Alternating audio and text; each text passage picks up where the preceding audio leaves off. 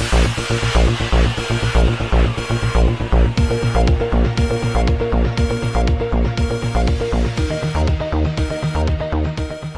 اللہ الرحمن الرحیم۔ السلام علیکم ناظرین، D I G P west zone نے آج تھانہ سرجانی ٹاؤن ضلع ویسٹ کا دورہ کیا۔ ہمارے سٹی رپورٹر عابد علی ریل کے مطابق D I G west zone captain retired Asim Khan کے ہمراہ D S P operation reader اور زیڈ آئی بی انچارج بھی موجود تھے۔ S S P west Fida Hussain جانوری، S P Orangi town, S S P investigation waste,